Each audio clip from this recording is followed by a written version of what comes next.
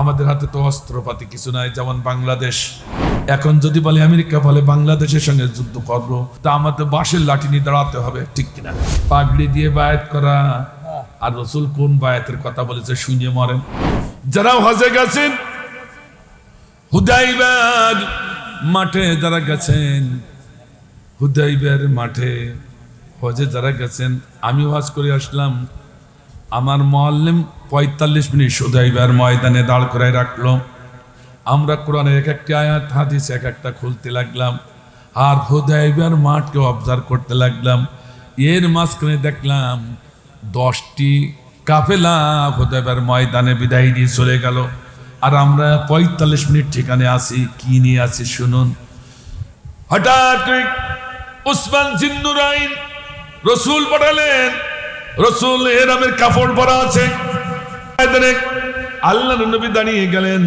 সেখান থেকে উসমান জিন্নুরাইনকে পাঠালেন, তুমি যাও, আমরা একটু মক্কা শরীফ একটু আমরা একটু দর্শন করবো, জিয়ারা করে চলে আসবো, একটু অনুমতি নিয়ে আসো। সুপার পাওয়ারের অনুমতি নিতে গেল। হঠাৎ করে উসমান জিন্নুরাইন আর আসে না, খবর হয়ে গেল উসমানকে তারা হত্যা করে ফেলেছে, রক্তাক্ত করে ফেলেছে। এই খবর যখন এসেছে, সঙ্গে সঙ্গে আল্লাহর নবী সাহাবীদের ডাক দিলেন, এ হুদাইবার ময়দানে সাহাবীরা তাড়াতাড়ি আসো। আল্লাহর নবী হাত পাতালেন, এর নাম হচ্ছে বায়াত, তোমরা আমার পরে হাত দাও। সুবহানাল্লাহ বলেন, আর বলেন সুবহানাল্লাহ।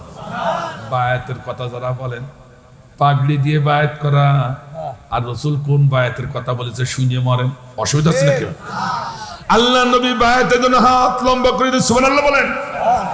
সূরা ফাতিহার 18 নম্বর আয়াত, ওই গাছের নিচে বললে আমার সাহাবীরা আমার হাতে হাত দাও, বায়াত গ্রহণ করো, যতক্ষণ পর্যন্ত উসমান জিন্নুরাইনের রক্তের বদলা না নিতে পারবো ততক্ষণ আমরা এই 1400 সাহাবী একটাও বাড়ি ফিরে যাব না। আল্লাহু আকবার।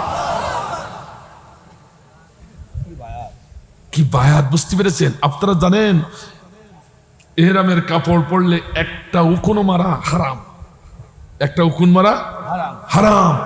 আর সেখানে ইহরামের কাপড় পরা রসুল সহ 1400 সাহাবী। একজন বলছে, ইয়া রাসূলুল্লাহ, আমরা তো ইহরামের কাপড় পরে আসি, কিন্তু তারপরেও যুদ্ধের জন্য প্রস্তুত হব। সুবহানাল্লাহ বলেন, আল্লাহু আকবার বলেন। হঠাৎ করে একজন সাহাবী চিল্লালেন, ইয়া রাসূলুল্লাহ, আমার বুকটা শুকিয়ে গেছে। ওখানে পানির কোনো ব্যবস্থা ছিল না। তারপর ওই মক্কার বাহিনীর সাথে আবু জাহেলের বাহিনীর সঙ্গে যুদ্ধ করতে হবে। আমাদের হাতে তো অস্ত্রপাতি কিছু নাই, যেমন বাংলাদেশ, আর ওদিকে আমেরিকা। এখন যদি বলে আমেরিকা বলে বাংলাদেশের সঙ্গে যুদ্ধ করবো, তা আমাদের বাঁশের লাঠি নিয়ে দাঁড়াতে হবে, ঠিক কিনা? আর ওরা তো আমেরিকা থেকে একটা রাসায়নিক বোমা ছেড়িয়ে দেবে, সব মরিয়ে সারা। কথা বলেন না, আমাদের তো বুকে পানি থাকবে না যুদ্ধ করার কথা বললে, কথা বলেন ঠিক কিনা?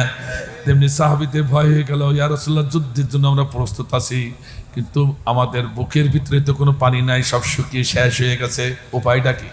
আল্লাহ নবী বললেন, হে আমার সাহাবীরা আসো। আল্লাহ সেই কথা এখানে বলেছেন, মা ফি কুলুবিহিম ফাআনজালাল্লাহু সাকিনাত। আল্লাহ তাআলা তাদের কলবের ভিতরে, হৃদয়ের ভিতরে প্রশান্তি ঢেলে দিলেন। সুবহানাল্লাহ বলেন। কিভাবে? আল্লাহ নবী সাহাবীদের ডেকে নিয়ে বলে, আমার সাহাবীরা আসো। আল্লাহ নবী শাহাদাত আঙ্গুলটা লম্বা করলেন, একটি গুহার কাছে আঙ্গুলটা লম্বা করে বিসমিল্লাহ বলে ফুঁক দিয়ে বললেন, এ মাটির গুহা, আল্লাহর ইশারায় পানি দে, আমার সাহাবীরা পানি পান করবে। আল্লাহু আকবার। আমার সাহাবীরা পানি পান করে যুদ্ধের ময়দানে যাবে। যেই না বিসমিল্লাহ বলে ফুঁক দিচ্ছে, গুহার থেকে ওনার গল ঝর্ণার মতো পানি বেরোতেছে। সেই ময়দান হুদাইবার, সেই ময়দান আমি দেখে এসেছি, সেই গুহাটাও দেখে এসেছি। ঐতিহাসিক মতামতে আছে, যতদিন রসুল বেঁচে ছিলেন ততদিন রসুল যখনই ওখানে আসতেন গুহার কাছে, তখন পানি ঠেলে উঠত, আর রসুল যখন চলে যেত গুহা শুকিয়ে যেত। রসুল এখন নাই, গুহা একেবারে শুকানো, কোনো পানি নাই। অনেকে কুপাই দেখেছে একটু পানি বের করা যায় কিনা, কুপাইও পানি। সুবহানাল্লাহ বলেন। খেলা কার? আর খেলা কার? তাও ছিল এই মহরম মাসে। আল্লাহু আকবার বলেন। তাহলে মহরম মাসের গুরুত্ব আছে কি নাই?